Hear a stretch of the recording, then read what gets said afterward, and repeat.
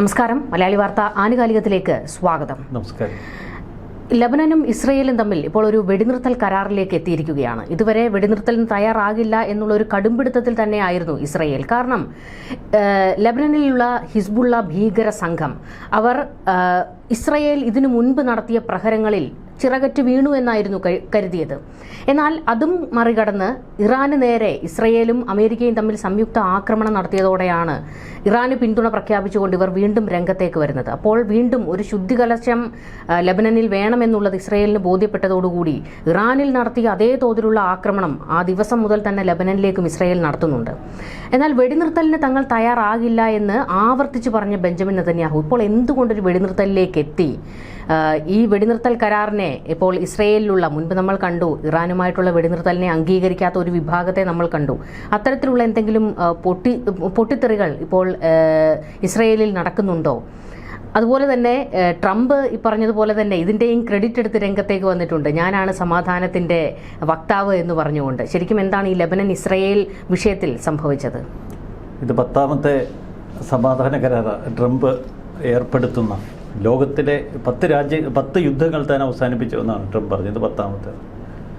പക്ഷേ ഇത് അവസാനിപ്പിക്കാൻ കഴിയാത്തൊരു യുദ്ധമാണ് ഇസ്രയേലും ഹിസ്ബുള്ളയും തമ്മിലുള്ളത്. അതിൻ്റെ പശ്ചാത്തലം നമ്മൾ മനസ്സിലാക്കണമെങ്കിൽ വല്ലാത്തൊരു ചരിത്ര കഥയിലൂടെ യാത്ര ചെയ്യണം. ഇപ്പോൾ ഹിസ്ബുള്ള എന്ന പ്രസ്ഥാനം രൂപീകരിക്കപ്പെട്ടത് എന്തിനാണ്? അതിൽ നിന്ന് നമുക്ക് തുടങ്ങാം. ഹിസ്ബുള്ള 1985 രൂപീകൃതമാകുമ്പോൾ അവർക്കൊരു മുദ്രാവാക്യമുണ്ട്: ഇസ്രയേൽ എന്ന രാജ്യം ഭൂമുഖത്തുണ്ടാകരുത്. അത് ഇറാൻ പരമോന്നത നേതാവിൻ്റെ അതേ വാക്കുകളാണ്. അപ്പോൾ ഇസ്രായേലിനെതിരെ ഒരു ജനതയെ സജ്ജമാക്കി അവരെ യുദ്ധത്തിലൂടെ തുടച്ചു നീക്കുക, ഇതായിരുന്നു അവരെടുത്ത ശപഥം. പക്ഷെ മറുവശത്ത് ഇസ്രയേൽ തങ്ങളുടെ നിലനിൽപ്പിൻ്റെ യുദ്ധങ്ങളാണ് പിന്നീട് നയിച്ചത്. പലപ്പോഴും പറയാറുണ്ട് ഇസ്രയേൽ അധിനിവേശത്തെക്കുറിച്ച്. അധിനിവേശം ആണ് ഹിസ്ബുള്ളയുടെ ജനനത്തിന് കാരണം. പക്ഷേ എങ്ങനെയാണ് ഇസ്രയേൽ ലെബനൻ മണ്ണിലേക്ക് അധിനിവേശത്തിന് ഇടയായ ഒരു സാഹചര്യമുണ്ടായത്? നമ്മൾ അവിടെ നിന്ന് വേണം തുടങ്ങാൻ. ഇത് 1948 ഇസ്രയേൽ രൂപീകൃതമാകുമ്പോൾ അറബ് രാജ്യങ്ങളൊക്കെ അതിനെ എതിർത്തു. ഇത് ലെബനൻ ഒരു ഭൂരിപക്ഷ ക്രിസ്ത്യൻ രാജ്യമാണ്. പൊതുവേ ലോകത്തിലെ ക്രിസ്ത്യാനികൾക്ക് ഒരു കുഴപ്പമുണ്ട്, ഈ സഹിഷ്ണുത കൂടുതലാണ്. ലെബനൻ ക്രിസ്ത്യാനികൾക്കും സഹിഷ്ണുത കൂടുതലാണ്. കാരണം അവർ ധരിച്ചിരുന്നത് മിഡിൽ ഈസ്റ്റിലെ ഏറ്റവും സാംസ്കാരിക സമ്പന്നരായ ജനതയെന്നാണ്. മിഡിൽ ഈസ്റ്റിലെ പാരീസ് എന്നൊക്കെയാണ് അറിയപ്പെട്ടിരുന്നത്. പശ്ചിമേഷ്യയിൽ വലിയ തലയെടുപ്പോടെയാണ് ലെബനൻ്റെ ഒരു നിലനിൽപ്പ്. പശ്ചിമേഷ്യയല്ല നമ്മൾ ഉദ്ദേശിക്കുന്ന മധ്യപൂർവേഷ്യയിൽ. ലെബനൻ സാംസ്കാരികമായി സാമൂഹികമായി ഏറെ ഉന്നതിയിലായിരുന്നു ആ കാലഘട്ടത്തിൽ. അവരുടെ ചരിത്രാതീത കാലം മുതലുള്ള ആ പശ്ചാത്തലം പരിശോധിക്കുമ്പോൾ ഒരു വരേണ്യവർഗമായി ലെബനനിലെ ഭൂരിപക്ഷ ഒരു ക്രിസ്ത്യൻ സമുദായം പക്ഷേ സഹിഷ്ണുതയുടെ പേരിൽ മറ്റുള്ളവരെ ഉൾക്കൊള്ളാനും തങ്ങളുടെ രാജ്യത്തേക്ക് അഭയാർത്ഥികളെ സ്വീകരിക്കാനും ഒക്കെ തയ്യാറായിക്കൊണ്ടിരുന്നു. ഇപ്പോൾ യൂറോപ്യൻ യൂണിയൻ രാജ്യങ്ങൾക്ക് സംഭവിക്കുന്ന അതേ ഗതികേട്. 1948 മറ്റ് അറബ് രാജ്യങ്ങൾ ഒരുമിച്ച് ഇസ്രായേലിനെതിരെ യുദ്ധം ചെയ്തപ്പോൾ ലെബനൻ വാസ്തവത്തിൽ ഇസ്രായേലിനെ ചതിക്കുകയാണ് ചെയ്തത്. ലെബനൻ അറബ് രാജ്യങ്ങൾക്ക് പിന്തുണ കൊടുത്തത്. അവർ പരസ്യമായ യുദ്ധത്തിലേക്ക് കടന്നു വന്നില്ല എങ്കിൽ പോലും പലസ്തീൻ്റെ മോചനത്തിന് വേണ്ടി ലെബനൻ ശബ്ദിച്ചു തുടങ്ങി. ഒരു ഭൂരിപക്ഷ ക്രിസ്ത്യൻ രാജ്യമാണ്. എന്നിട്ട് പോലും അവിടെ അന്ന് മാരനൈറ്റ് ക്രിസ്ത്യൻ വിഭാഗങ്ങളാണ് കൂടുതലായിട്ടുള്ളത്. മുസ്ലിം ന്യൂനപക്ഷമുണ്ട്, സുന്നി വിഭാഗം, ഷിയ വിഭാഗമൊക്കെ മുസ്ലിം ന്യൂനപക്ഷം അന്ന് അവിടെ ഉണ്ടായിരുന്നു. പക്ഷേ നഗരങ്ങളിൽ ഭൂരിപക്ഷവും ക്രിസ്ത്യൻ സമുദായമാണ്.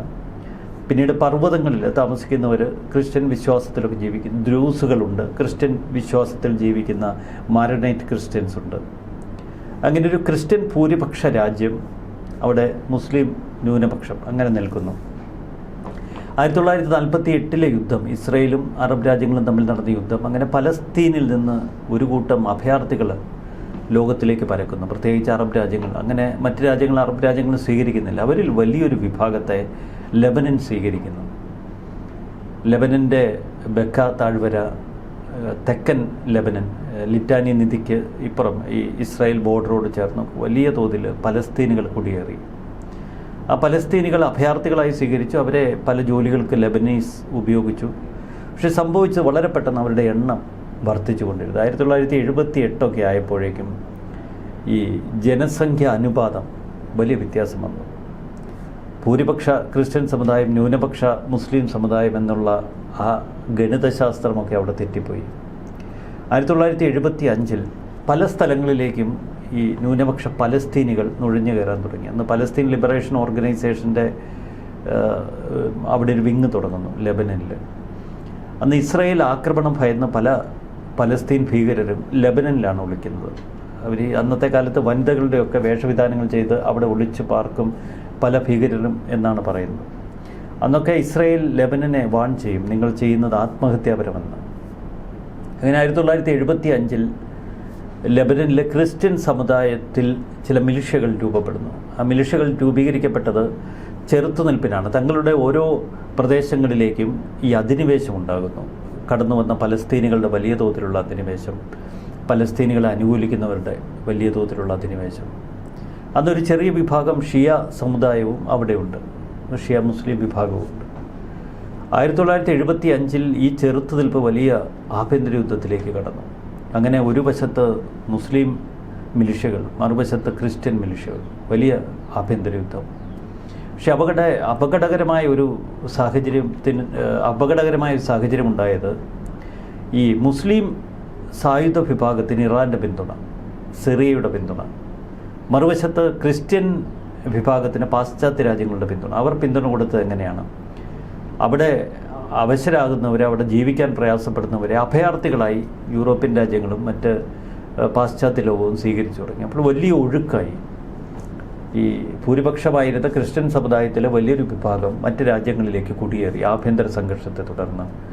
ആ ക്രിസ്ത്യൻസ് കുടിയേറിപ്പോയ ഭാഗങ്ങളിലൊക്കെ ഈ മുസ്ലിം വിഭാഗത്തിൽപ്പെട്ടവർ കൂടുതൽ പിടിമുറുക്കി. അങ്ങനെ അവിടുത്തെ ജനസംഖ്യ കണക്ക് ഓരോ വർഷവും മാറി മറിഞ്ഞുകൊണ്ടിരുന്നു. 1975 തുടങ്ങിയ യുദ്ധം ഒടുവിൽ തീരുന്നത് 1990, 15 വർഷം നീണ്ടുവന്നു. 89 സമാധാന കരാർ. ഇതിനിടയിൽ 1.5 ലക്ഷത്തിലധികം ആളുകൾ അവിടെ കൊല്ലപ്പെട്ടു. നിരവധി ആളുകൾ മറ്റ് രാജ്യങ്ങളിലേക്ക് കുടിയേറി. 1980-82 കാലഘട്ടത്തിൽ ഇറാൻ കൂടുതൽ ലെബനനിലെ ആഭ്യന്തര പ്രശ്നങ്ങളിൽ ഇടപെട്ടു. അവിടെ ഇറാൻ്റെ രഹസ്യാന്വേഷണ സംവിധാനങ്ങൾ അവർ ഒരുക്കി. ഇറാൻ്റേത് വളരെ വ്യക്തമായൊരു ഗൂഢലക്ഷ്യമായിരുന്നു, ഇസ്രായേലിനെ തകർക്കുക. ഇസ്രായേലിനെ തകർക്കണമെങ്കിൽ ലെബനൻ ഭരണം ഷിയ മുസ്ലിം വിഭാഗം പിടിച്ചെടുക്കണം. അങ്ങനെ ഷിയ സായുധ വിഭാഗം രൂപീകരിക്കുന്നു. അവരെ ഹിസ്ബുള്ള എന്ന് നാമകരണം ചെയ്യുന്നു. ദൈവത്തിൻ്റെ ജനമെന്നാണ് ഹിസ്ബുള്ള എന്ന്. അങ്ങനെ ഹിസ്ബുള്ള രൂപീകൃതമാകുന്നു. ഹിസ്ബുള്ളയ്ക്ക് വേണ്ട ആയുധങ്ങളും മറ്റ് സൈനിക സഹായങ്ങളും പരിശീലനങ്ങളുമൊക്കെ ഇറാൻ നേരിട്ട് നൽകുന്നു. ഇത് ബെയ്റൂത്തിന് തെക്കൻ ഭാഗത്താണ്. ഇസ്രായേൽ ബെയ്റൂത്തിനിടയിലുള്ള ഭാഗമാണ്. ലിറ്റാനി നദിക്ക് ഇപ്പുറമുള്ള ഭാഗം പണ്ട് മുതലേ ഇസ്രായേൽ തങ്ങളുടെ മേഖലയാണെന്ന് അവകാശപ്പെടുത്താണ്. പക്ഷേ പൂർണ്ണമായ തോതിൽ ഏകദേശം 30 കിലോമീറ്റർ ഉണ്ട്. ആ ഭാഗമൊന്നും ഒരിക്കൽ പോലും ലെബനൻ വിട്ടുകൊടുത്തിരുന്നില്ല. നേരത്തെ ക്രിസ്ത്യൻ ഭൂരിപക്ഷ വിഭാഗം ലെബനൻ നിയന്ത്രിച്ചിരുന്നപ്പോൾ അവരൊരു നിയമം, ഭരണഘടനയിൽ ഒരു നിയമം എഴുതി വെച്ചു. ലെബനൻ ഭരണാധികാരി ഒരു ക്രിസ്ത്യൻ സമുദായത്തിൽപ്പെട്ടയാളാവണം. പക്ഷേ മന്ത്രിസഭയിൽ ഉൾപ്പെടെ പിന്നീട് ഹിസ്ബുള്ള പ്രതിനിധികളെത്തി. സമ്പൂർണ്ണ ഭരണം പിടിച്ചെടുക്കുമോ എന്ന ഭയം ക്രിസ്ത്യാനികളിൽ കൂടുതലായി. ഇറാൻ്റെ കൂടുതൽ നിയന്ത്രണം വരുന്നു. ഇറാൻ സഹായത്തോടെ ഹിസ്ബുള്ള 1985 രൂപീകൃതമായി. അങ്ങനെ 85-90 കാലഘട്ടത്തിൽ ഹിസ്ബുള്ളയ്ക്ക് ഏകദേശം 1 ലക്ഷത്തോളം അംഗങ്ങളുണ്ടായിരുന്നു എന്നാണ് അവരുടെ കണക്ക്. പക്ഷെ 50,000-ഓളം ഉണ്ട് എന്നാണ് ഇസ്രായേൽ രഹസ്യാന്വേഷണ വിഭാഗം പറയുന്നത്. 90കളിൽ കൂടുതൽ ശക്തമായ ഒരു പോർമുഖം തുറന്നു ഹിസ്ബുള്ളയും ഇസ്രായേലും തമ്മിൽ. ആ ശത്രുത പിന്നീട് 90കളിൽ വളരെ ആളിക്കത്തി. നിരവധി സംഘർഷങ്ങൾ. 90ൽ ഇസ്രായേൽ സമാധാന കരാറിനെ തുടർന്ന് ലെബനനിൽ നിന്ന് പിന്മാറി. ലെബനനിൽ ഇസ്രായേൽ അധിനിവേശം നടത്തിയതുപോലും അന്ന് അവിടെയുള്ള ക്രിസ്ത്യൻ മിലിഷ്യകളുടെ സഹായ അഭ്യർത്ഥനയെ തുടർന്നായിരുന്നു. അല്ലെങ്കിൽ അവർ എന്നേക്കുമായി ലെബനനിൽ അസ്തമിച്ചു പോകുമെന്നവർ ഭയപ്പെട്ടു. അവരെ രക്ഷിക്കാനാണ് ഇസ്രായേൽ അങ്ങോട്ടേക്ക് കടന്നത്. പക്ഷെ അവരെ രക്ഷിക്കുക മാത്രമായിരുന്നില്ല ഇസ്രായേലിൻ്റെ ലക്ഷ്യം. സ്വന്തം നിലനിൽപ്പ് പോലും അപകടത്തിലാകുമെന്ന് ഇസ്രായേൽ മനസ്സിലാക്കിയാണ് അന്ന് ലെബനനിലേക്ക് കടന്ന ആക്രമണങ്ങൾക്ക് ഇസ്രായേൽ ശ്രമിച്ചത്. എന്നാൽ പിന്നീട് ഹിസ്ബുള്ള ലെബനൻ മണ്ണിൽ അതിക്രൂരമായി വർഷങ്ങൾ നീണ്ട അധിനിവേശം നടത്തിയ ഇസ്രായേലിനോട് തങ്ങൾ പ്രതികാരം ചെയ്യുമെന്ന് പ്രതിജ്ഞയെടുത്തു. ഇതോടെ ഹിസ്ബുള്ളയെ ആത്യന്തിക ശത്രുവായി ഇസ്രായേൽ പ്രഖ്യാപിക്കുന്നു. 2003 കാലഘട്ടത്തിൽ അന്ന് ഇസ്രായേൽ അതിർത്തി കടന്ന് ഹിസ്ബുള്ള 3 ഇസ്രായേലി സൈനികരെ തടവുകാരായി പിടിച്ചുകൊണ്ടുപോയി. 1 വർഷത്തിന് ശേഷം അവരെ കൊലപ്പെടുത്തുന്നു. 2000 ഒടുവിൽ 3 വർഷങ്ങൾക്ക് ശേഷം അവരുടെ മൃതദേഹം ഇസ്രായേലിന് വിട്ടുകൊടുക്കുന്നു. അവിടെയും ഇസ്രായേൽ ഒരു പരിധി വരെ സഹിച്ചു. എന്നാൽ 2006 അതിർത്തി കടന്ന് 8 സൈനികരെ കൊലപ്പെടുത്തി 2 സൈനികരെ തട്ടിക്കൊണ്ടുപോയി. അവരെ വിട്ടുതരണമെന്ന് ഇസ്രായേൽ ആവശ്യപ്പെട്ടപ്പോൾ വലിയ നിബന്ധനകൾ വെച്ചു. ഇപ്പുറത്ത് ഇസ്രായേൽ പിടിച്ച് തടങ്കലിൽ വെച്ചിരിക്കുന്ന പലസ്തീനികളെയും ഹിസ്ബുള്ള തീവ്രവാദികളെയും ഒക്കെ വിട്ടുകൊടുക്കണമെന്ന്. ഇസ്രായേൽ അങ്ങനെ വളരെ ശക്തമായ യുദ്ധത്തിലേക്ക് കടന്നു. അങ്ങനെയാണ് ഹിസ്ബുള്ളയുമായി 2006 നടക്കുന്ന 34 ദിന യുദ്ധം. അതിതീവ്രമായിരുന്നു, അതിശക്തമായിരുന്നു.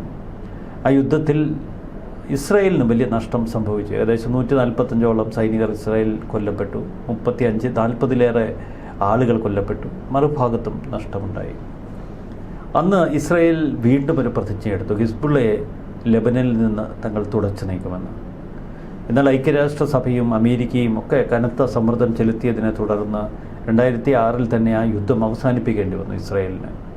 പിന്നീട് വർഷങ്ങളോളം ഹിസ്ബുള്ളയ്ക്കെതിരെയുള്ള ആക്രമണത്തിൻ്റെ മൂർച്ച കൂട്ടുക ഇസ്രായേലിൻ്റെ ലക്ഷ്യമായിരുന്നു. മറുവശത്ത് ബഫർ സോണായി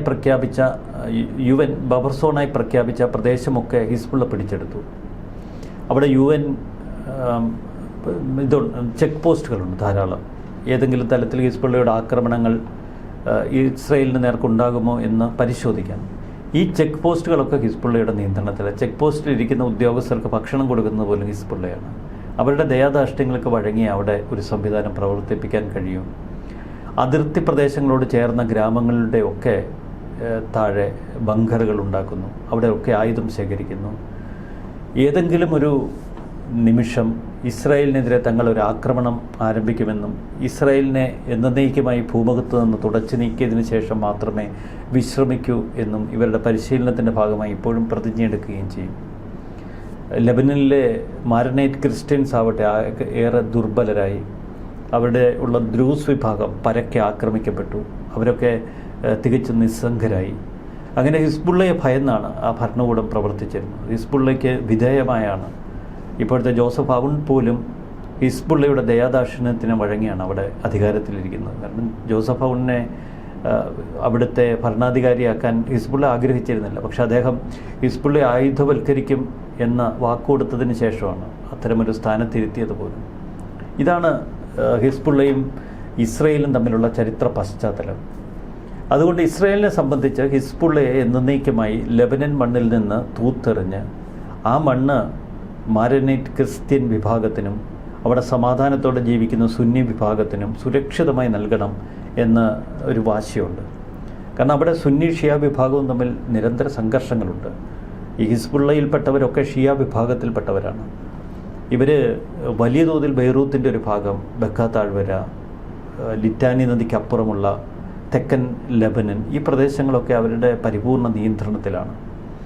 അപ്പോൾ ഒരിക്കൽ ക്രേഡിൽ ഓഫ് ക്രിസ്ത്യാനിറ്റി എന്നാണ് സിറിയ അറിയപ്പെട്ടിരുന്നത്. ആ സിറിയ പിന്നീട് ഒരു മുസ്ലിം രാജ്യമായി. സമാനമായ ഒരു അനുഭവമാണ് ലെബനനിലും സംഭവിച്ചത്. പക്ഷെ അവിടെ ഒരു രക്ഷക വേഷം കെട്ടി പലപ്പോഴും ഇസ്രായേൽ കടന്നു കയറിയത് അവരുടെ നിലനിൽപ്പ് മുന്നിൽ കണ്ടുകൊണ്ടാണ് എങ്കിൽ പോലും അത് ആ രാജ്യത്തെ നിലനിർത്തുന്നതിൽ സഹായിച്ചു. മറുവശത്ത് ബാഷർ അൽ അസദ് പലപ്പോഴും ഹിസ്ബുള്ളയെ അതിശക്തമായി പിന്തുണച്ചിരുന്നു. കാരണം ബാഷർ അൽ അസദിൻ്റെ നിലനിൽപ്പിന് ഹിസ്ബുള്ളയുടെ സഹായം അനിവാര്യമായിരുന്നു. ഇറാനാണ്, നമുക്കറിയാം, നമ്മളെപ്പോഴും വായിച്ചിരുന്നത്, ഈ ബാഷർ അൽ അസദിന് വേണ്ട ആയുധങ്ങളും മറ്റ് സൗകര്യങ്ങളും ഒക്കെ ഒരുക്കി കൊടുത്തിരുന്ന ഇറാനും റഷ്യയും ഒക്കെ ചേർന്നായിരുന്നു. അതിൽ ഇറാൻ്റെ പ്രേരണയാൽ റഷ്യ പലപ്പോഴും ഹിസ്ബുള്ളയെ സഹായിച്ചിരുന്നു. കാരണം ഒരു ഇടതുപക്ഷ ചിന്താഗതി ഉള്ള രാജ്യങ്ങളുമായി, അറബ് രാജ്യങ്ങൾ, റഷ്യ പോലെ ഇടതുപക്ഷ ചിന്താഗതിയുള്ള രാജ്യങ്ങളുമായി ഈ ഷിയ ഭരണകൂടം വലിയ ബന്ധം സ്ഥാപിച്ചിരുന്നു ലോകത്തിൽ. അത് ഈ കമ്മ്യൂണിസ്റ്റ് പാർട്ടികളുടെ ഒരു ലക്ഷ്യം കൂടിയായിരുന്നു, ഈ അറബ് രാജ്യങ്ങൾക്ക് വേണ്ട സപ്പോർട്ട് കൊടുക്കുക. ആ തരത്തിലും ബാഷർ അൽ അസദിൻ്റെ പിന്തുണയുണ്ട്. എന്നാൽ 2023 ഒക്ടോബർ 7 ഹമാസ് ഭീകരർ ഇസ്രായേലിലേക്ക് ആക്രമണം നടത്തുന്നു. തുടർന്ന് ഇസ്രായേൽ ഹമാസിനെതിരെ നടത്തിയ യുദ്ധം, ഹിസ്ബുള്ള ഇസ്രായേലിനെതിരെ പ്രതികാരം ചെയ്യാൻ തീരുമാനിക്കുന്നു. പിന്നീട് ഹിസ്ബുള്ളയെ തച്ച് തകർക്കുന്ന കാഴ്ചകൾ. ഇതിനിടയിലാണ് വളരെ വിചിത്രമെന്ന് തോന്നാം ഈ കോയിൻസിഡൻസ്. ബാഷർ അൽ അസദ് വീഴുന്നു. ഇതോടെ ഇസ്രായേൽ സേന സിറിയയിലേക്ക് ഇരച്ചു കയറുന്നു. സിറിയയിലുള്ള ഷിയ മിലിഷ്യകളുടെ കേന്ദ്രങ്ങളൊക്കെ അവർ ബോംബിട്ട് തകർക്കുന്നു. സിറിയയിൽ പല കേന്ദ്രങ്ങളിലും ഹിസ്ബുള്ളയുടെ ആയുധശേഖരം ഉണ്ടായിരുന്നു, അതൊക്കെ അവർ തകർക്കുന്നു. വലിയൊരു ബഫർ സോൺ അവിടെ സൃഷ്ടിച്ചെടുക്കുന്നു. അപ്പോൾ ഇതേ വാശി ലെബനൻ മണ്ണിലുണ്ട് ഇസ്രായേലിന്. ഇസ്രായേൽ ഇപ്പോൾ പറയുന്നത് ലിറ്റാനി നദിക്ക് ഇപ്പുറമുള്ള ഏകദേശം 30 കിലോമീറ്റർ ഭാഗം തങ്ങൾക്ക് ബഫർ സോണായി സൂക്ഷിക്കണം. ഈ രാജ്യത്തിൻ്റെ സുരക്ഷയ്ക്ക് അത് ആവശ്യമാണ്. ആ പ്രദേശങ്ങളിലുള്ള പല ഗ്രാമങ്ങളും ഇപ്പോൾ തുടച്ചു നീക്കപ്പെട്ടു. വലിയ തോതിലുള്ള ആക്രമണങ്ങളാണ് ഈ ദിവസങ്ങളിൽ ഇസ്രായേൽ അവിടെ നടത്തിയത്.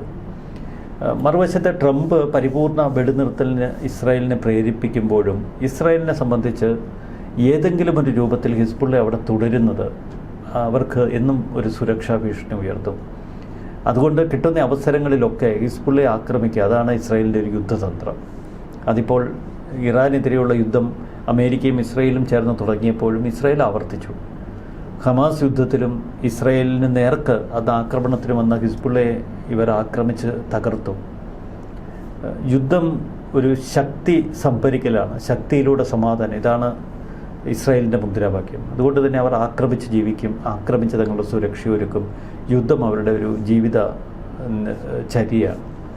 നമ്മളിപ്പോൾ പറയുന്നത് പോലെ ഈ വെടിനിർത്തൽ കരാർ പ്രാബല്യത്തിൽ വന്നുവെങ്കിലും അമേരിക്കയും ഇസ്രയേലും ലബനൻ ഭരണകൂടത്തോട് പറയുന്നത് അമേരിക്കയുടെയും ഇസ്രയേലിൻ്റെയും ഒക്കെ പിന്തുണയുണ്ടാകും, എങ്കിലും ലബനൻ സർക്കാർ ചെയ്യേണ്ട കാര്യങ്ങൾ അവിടെ നടപ്പിലാക്കുക. അതായത് ഇസ്രയേൽ പറയുന്നത് ലബനൻ പൂർണ്ണമായും നിരായുധീകരിക്കപ്പെടണമെന്നാണ്. ആ ഭാഗങ്ങളിൽ ലബനൻ ഈ ഹിസ്ബുള്ളകൾ ശക്തമായ മേഖലകളിൽ അവിടെ സർക്കാരിൻ്റെ ഇടപെടലുകൾ ഉണ്ടാകണം. അവരെ പൂർണ്ണമായും ആ ഭാഗങ്ങളിൽ ഒതുക്കുന്ന ഒരു നീക്കത്തിലേക്ക് ലബനൻ സർക്കാർ കടക്കണമെന്നാണ് പറയുന്നത്. അതായത് ശക്തി ഉപയോഗിച്ച് അവരെ അടിച്ചമർത്തുക, അവരെ ആയുധം താഴെ വെപ്പിക്കുക എന്നുള്ളൊരു ചുമതല ലബനൻ സർക്കാരിന് കൊടുത്തിരിക്കുകയാണ്. പക്ഷെ അത് എത്ര കണ്ട് പ്രാവർത്തികമാകുമെന്നുള്ളതാണ്. അത്ര നിസ്സാരമല്ല. ഈ പറയുന്ന ഇസ്രായേൽ അടിച്ചുകൊണ്ടിരിക്കുന്നത് ഈ ഹമാസിൻ്റെ പലസ്തീനിലേക്ക്, ഈ ഗാസയിലേക്കാണ് ആക്രമണം നടത്തിയതെങ്കിലും അതൊരു രാജ്യത്തിന് നേരെയല്ല, ഒരു സംഘടനയ്ക്ക് നേരെയാണ് ഹമാസ് എന്ന് പറയുന്നത്. തൊട്ടിപ്പുറത്ത് ലെബനനിലേക്ക് ഒരു രാജ്യത്തിന് നേരെ ഇപ്പോൾ ആക്രമണം നടത്തേണ്ടി വന്നിരിക്കുന്നത് അവിടുത്തെ ഹിസ്ബുള്ളകളെ ഇല്ലാതാക്കുന്നതിന് വേണ്ടിയാണ്. യമനിലെ ഹൂതികൾ അതൊരു സംഘടനയാണ്. അപ്പോൾ ഒരു രാജ്യം ഈ പറയുന്ന സംഘടനകളോടെല്ലാം നിരന്തരം ഏറ്റുമുട്ടിക്കൊണ്ടിരിക്കുകയാണ്. അല്ല, ഇതിനകത്തൊരു വലിയ തമാശയുണ്ട്. ഇപ്പോൾ പ്രശോ പറഞ്ഞത് തന്നെയാണ് അതിൻ്റെ പോയിന്റ്. അമേരിക്കൻ പ്രസിഡന്റ് ട്രംപ് ചർച്ച നടത്തിയത് ഒരു വശത്ത് ലെബനീസ് ഭരണാധികാരി ജോസഫ് ഔണുമായും മറുവശത്ത് ബെഞ്ചമിൻ നെതന്യാഹുവുമായി. ഈ രണ്ടുപേരുമായും സംസാരിച്ച് ഒരു വെടിനിർത്തലിലെത്തി എന്നാണ് ട്രംപ് പ്രഖ്യാപിച്ചിരിക്കുന്നത്. ഈ വെടിനിർത്തലിൻ്റെ ആത്യന്തിക സാരം എന്താണ്? ഹിസ്ബുള്ളയെ സമ്പൂർണ്ണമായി നിരായുധീകരിക്കണമെന്ന ആവശ്യമാണ് ഇസ്രായേൽ മുന്നോട്ട് വച്ചിരിക്കുന്നത്. അതിന് ലെബനീസ് ഭരണകൂടത്തിന് എങ്ങനെ അനുമതി കൊടുക്കാൻ കഴിയും, എങ്ങനെ കൺട്രോൾ ചെയ്യാൻ പറ്റും? അത് എളുപ്പമല്ല. കാരണം ലെബനീസ് സേന വളരെ ശുഷ്കമാണ്. ലെബനീസ് സേന ഹിസ്ബുള്ളയുടെ ഈ തീവ്രവാദികളെ അല്ലെങ്കിൽ ഹിസ്ബുള്ള എന്ന സംഘടന കൈകാര്യം ചെയ്യുന്ന സേനയെ വെച്ച് നോക്കുമ്പോൾ വളരെ ശുഷ്കമാണ്. അവർക്കിപ്പോഴും അവരെ നിയന്ത്രിക്കാൻ കഴിയില്ല, പ്രത്യേകിച്ച് തെക്കൻ ലെബനനിൽ. പക്ഷെ ട്രംപ് ഇപ്പോൾ ലെബനന് ഒരു ധൈര്യം കൊടുക്കുന്നത് ഇസ്രായേൽ ആക്രമിച്ച് അവരുടെ സേനയെ തകർത്തു, അവരുടെ ആയുധശേഖരം തകർത്തു, അന്താരാഷ്ട്ര തലത്തിൽ നിങ്ങൾക്ക് കൂടുതൽ പിന്തുണ നൽകും, കൂടുതൽ ആയുധങ്ങൾ ലെബനന് നൽകും, അങ്ങനെ അവരെ ശാക്തീകരിച്ച് ഹിസ്ബുള്ളയ്ക്കുമേൽ ഒരു അധീശത്വം അവർക്ക് കൈവരുത്താൻ കഴിയുമെന്ന ഒരു ധാരണയാണ് ട്രംപ് കൊടുത്തിരിക്കുന്നത്. പക്ഷേ അവർക്ക് ആയുധങ്ങൾ നൽകി അവരെ ശാക്തീകരിക്കാൻ ശ്രമിച്ചാൽ ഹിസ്ബുള്ള ഈ ആയുധങ്ങളൊക്കെ പിടിച്ചെടുത്ത് ഇസ്രായേലിന് നേരെ വീണ്ടും ആക്രമണം കൊഴിപ്പിക്കാനുള്ള സാധ്യതയുണ്ട്. അതുകൊണ്ട് ഇസ്രായേലിനെ പൂർണ്ണമായി സമാധാനത്തിൻ്റെ പേരിൽ അകറ്റി നിർത്താൻ ഒരു പക്ഷേ ലെബനനും കഴിയില്ല. കാരണം ലെബനൻ ഉദ്ദേശിക്കുന്നത് പോലെ അവർക്ക് ഹിസ്ബുള്ളയെ നിയന്ത്രിച്ച് നിർത്താൻ കഴിയില്ല. ഇസ്രായേലിനെ ഭയന്നാണ് ഈ ഭരണകൂടം അട്ടിമറി നടത്തി പിടിച്ചെടുക്കാൻ പോലും ഹിസ്ബുള്ള ശ്രമിക്കാതിരിക്കുന്നത്. ഹിസ്ബുള്ളയെ സംബന്ധിച്ച് അവർക്ക് അതിനുള്ള ശക്തിയുണ്ട്, അവർക്ക് ഡിക്റ്റേറ്റ് ചെയ്യാൻ പറ്റും. ലെബനൻ ഒരു വല്ലാത്ത തകർച്ചയിലാണ് സാമ്പത്തികമായിട്ട്. ഒരിക്കൽ പാരീസ് എന്നൊക്കെ അറിയപ്പെട്ടിരുന്ന ലെബനൻ ഇന്ന് ഏറ്റവും വലിയ പതനത്തിലാണ്, സാമ്പത്തിക അരാജകത്വത്തിലാണ്. അവർക്ക് പട്ടിണിയും ദാരിദ്ര്യവുമൊക്കെയാണ് രാജ്യത്ത്. വളരെ സമ്പന്നതയിൽ രാജകീയമായി ജീവിച്ച ഒരു ജനതയാണ്, വരേണ്യവർഗമായിരുന്നു അവരുടെ ഒരു ഗതികേട്. ഇപ്പോൾ ഈ പറയുന്നത് പോലെ തന്നെ ഈ 2023 ഹമാസ് നടത്തിയ ഒക്ടോബർ 7 നടത്തിയ ഒരു ആക്രമണമാണ് ഈ പറയുന്ന ഇറാനും ഇസ്രയേലും അമേരിക്കയും തമ്മിലുള്ള യുദ്ധത്തിലേക്ക് വരെ എത്തി നിൽക്കുന്നത്. അങ്ങനെ നോക്കുമ്പോൾ 2023 തൊട്ട് ഇതിപ്പോൾ 26 3 വർഷത്തെ ഒരു യുദ്ധമാണ് ഈ നടന്നുകൊണ്ടിരിക്കുന്നത്. പക്ഷേ എത്ര ആക്രമിച്ചില്ലാതാക്കാൻ ശ്രമിക്കുമ്പോഴും ഈ പറയുന്ന ഇറാനെ പൂർണ്ണമായും തകർത്തു എന്ന് പറയുന്നു, ഇസ്രയേൽ ഹിസ്ബുള്ളയെ തകർത്തു എന്ന് ട്രംപ് അവകാശവാദം ഉന്നയിക്കുന്നു. അങ്ങനെയൊക്കെയാണെങ്കിലും ഇടയ്ക്കിടെ ഇവരെല്ലാം വീണ്ടും തലപൊക്കുകയാണ്. എത്ര അടിച്ചില്ലാതാക്കിയെന്ന് പറഞ്ഞാലും ഹിസ്ബുള്ള ഇസ്രയേലിന് നേരെ വീണ്ടും തലപൊക്കുന്ന ഒരു സാഹചര്യം.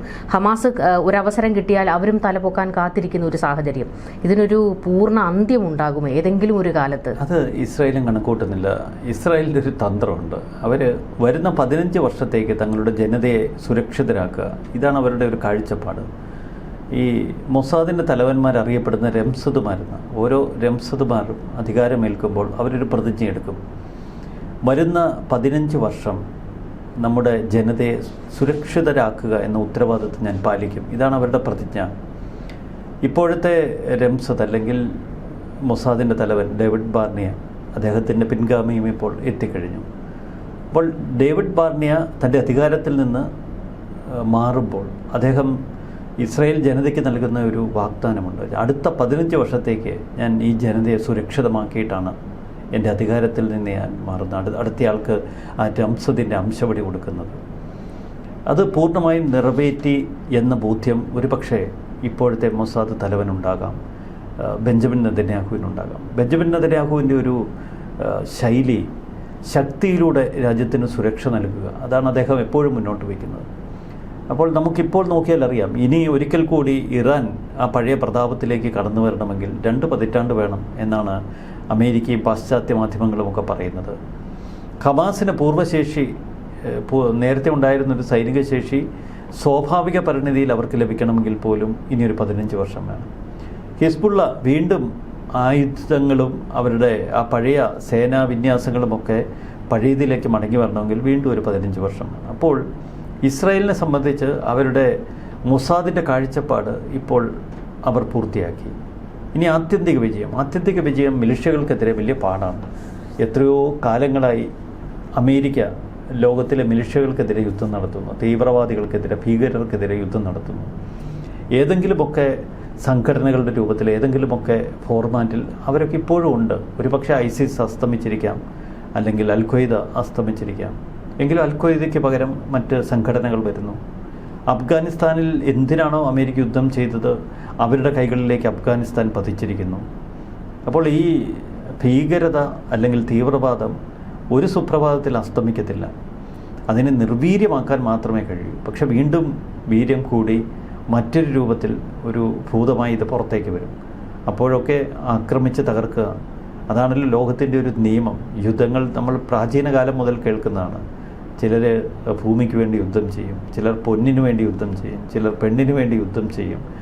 ഇപ്പോൾ ഭീകരർക്കെതിരെയുള്ള യുദ്ധമാണ് അമേരിക്കയും ഇസ്രായേലും ഒക്കെ നടത്തുന്നത്. പക്ഷേ ഇവിടെ ഇപ്പോൾ നിസ്സംഗതയോടെ ഇതൊക്കെ നോക്കിക്കണ്ട് നിൽക്കുന്ന ഒരു പാശ്ചാത്യ ലോകം. ആ പാശ്ചാത്യ ലോകത്തിന് സംഭവിച്ചിരിക്കുന്നത് ലെബനന് സമാനമായൊരു സാഹചര്യമാണ്. അവർക്ക് തൻ്റെ ഇടത്തോട് അഭിപ്രായം പറയാൻ കഴിയുന്നില്ല. കാരണം അവരുടെ മണ്ണിൽ പല ഭീകരരും ഇപ്പോൾ ഒളിച്ചിരിപ്പുണ്ട്, പല സ്ലീപ്പർ സെല്ലുകളും അവിടെയൊക്കെ ഉണ്ട്. അവരുടെ എല്ലാം ഒരു ഭയം പിടികൂടിയിരിക്കുന്നു. പക്ഷേ ഈ ഭയം ഒരു ഘട്ടത്തിൽ പോലും ബാധിക്കാത്ത ഒരു രാജ്യമാണ് ഇസ്രായേൽ, ഒരു കുഞ്ഞൻ രാജ്യം. ഈ കഴിഞ്ഞ ദിവസം അമേരിക്കൻ സെനറ്റ് ഇസ്രായേലിനുള്ള ആയുധ വിതരണം നിർത്തിവെക്കാൻ ഒരു പ്രമേയം അവതരിപ്പിക്കുന്നു. സെനറ്റ് തീരുമാനമെടുക്കുന്നു. എന്നാൽ സെനറ്റിലെ ഭൂരിപക്ഷം ഇതിനെ തള്ളിക്കളയുന്നു. താൽക്കാലികമായി തങ്ങൾ രക്ഷപ്പെട്ടു എന്ന് ഇസ്രായേൽ മനസ്സിലാക്കി ഇപ്പോൾ ജെറുസലേം ഒരു തീരുമാനമെടുത്തിരിക്കുന്നു. പൂർണ്ണ സൈനിക ഒരു സ്വതന്ത്ര കാഴ്ചപ്പാടിലേക്ക് ഇസ്രായേൽ കടക്കണമെന്ന്. ഇപ്പോൾ വലിയ പ്രതിരോധ ഫാക്ടറികളൊന്നും ഇസ്രായേൽ കൈകാര്യം ചെയ്യുന്നില്ല. അതൊക്കെ അമേരിക്കയുടെ സഹായത്തോടെ അമേരിക്കയിൽ നിന്ന് കൊണ്ടുവരികയാണ്. ഇന്നലെ ഇസ്രായേലിൻ്റെ മന്ത്രിസഭ അടിയന്തരമായി യോഗം ചേർന്നു. ഏറ്റവും വലിയ യുദ്ധോൽപാദന കേന്ദ്രങ്ങൾ ഇസ്രായേലിൽ ആരംഭിക്കാനുള്ള തീരുമാനമെടുത്തു. ഒരു പരിപൂർണ സ്വാശ്രയത്വത്തിലേക്ക് ഇസ്രായേൽ കടക്കണം എന്നവർ ഇപ്പോൾ ശഠിക്കുന്നു. എന്നും അമേരിക്കയെ ഉറ്റുനോക്കി തങ്ങളുടെ പ്രതിരോധ തന്ത്രങ്ങൾ രൂപപ്പെടുത്താൻ കഴിയില്ല എന്നാണ് ഇന്നലത്തെ മന്ത്രിസഭാ യോഗത്തിൽ അവർ ചർച്ച ചെയ്തത്. അത്തരമൊരു സാഹചര്യത്തിലേക്ക് ഇസ്രായേൽ കടക്കുന്നു. അതിനർത്ഥം ഈ യുദ്ധം ഇനിയും മറ്റൊരു തരത്തിൽ അല്ലെങ്കിൽ മറ്റൊരു രൂപത്തിൽ ഇനിയും ഇങ്ങനെ തുടർന്നുകൊണ്ടിരിക്കും. അവസാനമായി ചോദിക്കാനുള്ളൊരു കാര്യം, ഈ അമേരിക്കയുടെ ഇപ്പോഴത്തെ ഈ സമാധാനം പറച്ചിൽ കേൾക്കുമ്പോൾ ഭീകര ഗ്രൂപ്പുകളെ വളർത്തിയതിൽ ഇവർക്കുള്ളൊരു പങ്കത്ര ചെറുതൊന്നുമല്ല. പിന്നീട് ഇതെല്ലാം തങ്ങൾക്ക് നേരെ വരുന്നു എന്ന് കണ്ട ഘട്ടത്തിൽ ഇതിനെ എല്ലാത്തിനെയും അടിച്ച് ഇല്ലാതാക്കാൻ ഇറങ്ങുന്ന ഒരു അമേരിക്കയെ നമ്മൾ കണ്ടതാണ്. ഈ പറയുന്ന അസ്ഥിരപ്പെട്ട് കിടക്കുന്ന അറബ് രാജ്യങ്ങളിലെല്ലാം, സിറിയ പോലെ, ഇറാഖ്, ഇറാൻ ഇവിടങ്ങളിലൊക്കെ ഈ അമേരിക്കയെ പിന്തുണയ്ക്കുന്ന വിമത ഗ്രൂപ്പുകളെ നമ്മൾ കാണുന്നതാണ്. അതിനെല്ലാത്തിനും വേണ്ട പോഷകാഹാരം കൊടുക്കുന്ന ഒരു അമേരിക്കയുടെ നിലപാടുണ്ട്. എന്നിട്ട് ഇവർ ഈ സമാധാനം പറയുന്നതിൻ്റെ ഒരു പൊരുൾ എന്താണെന്ന് മനസ്സിലാകുന്നില്ല. അല്ല, ഇപ്പോൾ സിറിയയിലെ ദ്രൂസുകൾ അല്ലെങ്കിൽ അങ്ങനെ പല സമൂഹത്തെയും നോക്കിയാൽ അവർക്കൊക്കെ അമേരിക്കൻ പിന്തുണ കിട്ടുന്നുണ്ട്. കാരണം സിറിയൻ സിവിൽ വാറിൽ അമേരിക്ക അവരുടേതായ ഒരു വലിയ ഗെയിം കളിച്ചിട്ടുണ്ട്. എന്നാൽ ഇസ്ലാമിക വിപ്ലവം 1978 ഇസ്ലാമിക വിപ്ലവം നമുക്കറിയാം. ആ ഇസ്ലാമിക വിപ്ലവത്തിന് ശേഷമാണ് പല ലോകക്രമങ്ങളും മാറിയത്. ഇപ്പോൾ എന്തുകൊണ്ടാണ് ഈ അറബ് ഭൂരിപക്ഷ രാജ്യങ്ങൾ അമേരിക്കയുടെ ഒരു സഖ്യരാജ്യങ്ങളായി നിലകൊള്ളുന്നത്? അവിടെ വല്ലാത്തൊരു ഷിയ സുന്നി വിഭാഗങ്ങൾ തമ്മിലുള്ള പകയുടെ കഥയുണ്ട്. ഇസ്ലാമിക വിപ്ലവത്തിൻ്റെ ഒരു ശിഷ്ടമാണ് ഈ ഷിയ ഭരണകൂടങ്ങൾ. ഇറാൻ്റെ പരമോന്നത നേതാവ് വിവക്ഷിക്കുന്നത് ലോകത്തെ മുസ്ലിം രാജ്യങ്ങൾ മുഴുവൻ ഷിയ ഭരണകൂടങ്ങളായി പരിണമിക്കണമെന്നാണ്. ആ ഭയം സുന്നി ഭരണകൂടങ്ങളെയൊക്കെ ബാധിച്ചിട്ടുണ്ട്. അതുകൊണ്ട് അവരൊക്കെ ഭയപ്പാടിലായിരുന്നു. ഇപ്പോൾ അമേരിക്കയും ഇസ്രായേലും നടത്തിയ ഈ ആക്രമണം ഇസ്രായേലിൻ്റെ സുരക്ഷയ്ക്ക് വേണ്ടിയാണ് ഇസ്രായേൽ നടത്തിയത്. അമേരിക്ക ഒരു ആണവായുധം ഒഴിവാക്കി നിർത്തുക എന്ന ലക്ഷ്യത്തോടെയാണ്. ഇത്തരമൊരു ലക്ഷ്യം അവർക്ക് മുന്നിലുള്ളപ്പോഴും അമേരിക്ക ഒരു പക്ഷേ ഈ ആക്രമണത്തിലേക്ക് തിരിഞ്ഞതിൽ മുഖ്യ പങ്ക് അറബ് രാജ്യങ്ങൾ വഹിച്ചിട്ടുണ്ടാവാം, ഗൾഫ് രാജ്യങ്ങൾ വഹിച്ചിട്ടുണ്ടാവും. കാരണം അവർക്ക് നിലനിൽപ്പിൻ്റെ ഒരു പ്രശ്നമുണ്ട്. ഇറാൻ ഇതേ മോഡലിൽ കൂടുതൽ ആയുധങ്ങൾ സംഭരിച്ചാൽ, കൂടുതൽ ഒരു ശക്തി സംഭരിച്ചാൽ, നാളെ അറബ് രാജ്യങ്ങളുടെ നേർക്ക് അവർ കൂടുതൽ കടന്നാക്രമണങ്ങൾ നടത്തും. പല അറബ് വസന്തങ്ങളും ആവർത്തിക്കും. ഇത് ഗൾഫ് മേഖലയിലെ രാജ്യങ്ങൾ വല്ലാണ്ട് ഭയപ്പെടുന്നുണ്ട്. അതുകൊണ്ട് അവരുടെ കൂടി ഒരു താല്പര്യത്തിൻ്റെ ഭാഗമാകാം ഇപ്പോൾ അമേരിക്ക മുൻകൈയെടുത്ത് നടത്തിയ യുദ്ധം. പക്ഷേ ട്രംപ് വളരെ ബിരുദനാണ്. ട്രംപ് യുദ്ധം നയിക്കുമ്പോഴും അതിൻ്റെ ഒരു ശക്തി എന്ന് പറയുന്ന ഇസ്രായേലിൻ്റെ ആക്രമണങ്ങളാണ്, ഇസ്രായേലിൻ്റെ തന്ത്രങ്ങളാണ്. അത് ട്രംപിനറിയാം. ഇസ്രായേൽ ഏറ്റവും കരുത്തുറ്റു നിൽക്കുന്ന സമയത്താണ്. അത് ട്രംപ് ഫലപ്രദമായി കളിച്ചു. അത് ഇറാനെതിരെയുള്ള യുദ്ധത്തിൽ ട്രംപ് വിജയിച്ചു. നമ്മുടെ ഇവിടുത്തെ മാപ്രകളും ചാനലുകളും പറയുന്നത് പോലെയൊന്നുമല്ല. ഇറാൻ ആ കരാറിലെത്തി എങ്കിൽ ട്രംപിൻ്റെ തന്ത്രങ്ങൾ തന്നെ വിജയിക്കുന്നത് നമ്മൾ കാണുന്നത്. ട്രംപ് മാത്രമല്ല, അവിടെ ഗൾഫ് രാജ്യങ്ങളും വിജയിച്ചു. മറുവശത്ത് ഇസ്രായേൽ ഹിസ്ബുള്ളക്കെതിരെ ഒരു നിർണായക വിജയം തന്നെയാണ് ഇപ്പോൾ നേടിയിരിക്കുന്നത്. പക്ഷേ ഹിസ്ബുള്ളയൊന്നും അത്ര പെട്ടെന്ന് അസ്തമിക്കത്തില്ല. ഏതെങ്കിലുമൊക്കെ രൂപത്തിൽ വീണ്ടും ലെബനൻ മണ്ണിൽ നിന്നത് പൊട്ടിമുളയ്ക്കും. അപ്പോഴൊക്കെ അവരെ ആക്രമിക്കുന്ന ഒരു കരുത്തുറ്റ ഇസ്രായേലികളെ നമുക്ക് കാണാൻ കഴിയും. അത് ലോകത്തിൻ്റെ ഒരു ചരിത്രഗതി ഇങ്ങനെ ഒഴുകിക്കൊണ്ടിരിക്കും. എന്തായാലും ലെബനനും ഇസ്രായേലും തമ്മിൽ ഇപ്പോൾ ഏർപ്പെട്ടിരിക്കുന്ന ആ ഒരു വെടിനിർത്തൽ കരാർ, അത് ഇരു രാജ്യങ്ങളെയും സംബന്ധിച്ചിടത്തോളം ഒരു നിർണായകം തന്നെയാണ്. കാരണം 10 ദിവസം എന്ന് പറയുന്നത് അത്ര ചെറിയൊരു ദിവസമല്ല. ഇതിനോടകം ഹിസ്ബുള്ള എന്തൊക്കെ പറഞ്ഞാലും ഇസ്രായേലിനോട് സന്ധിയില്ല എന്ന് പറയുന്നവരാണ്. അപ്പോൾ ഇതിനിടയിൽ എന്തെങ്കിലും പൊട്ടലും ചീറ്റലും ഉണ്ടായാൽ അതിമാരക ആക്രമണം വീണ്ടും ഇസ്രായേൽ പുറത്തെടുക്കും. കൂടുതൽ ചർച്ചകളുമായി കാണാം. നമസ്കാരം.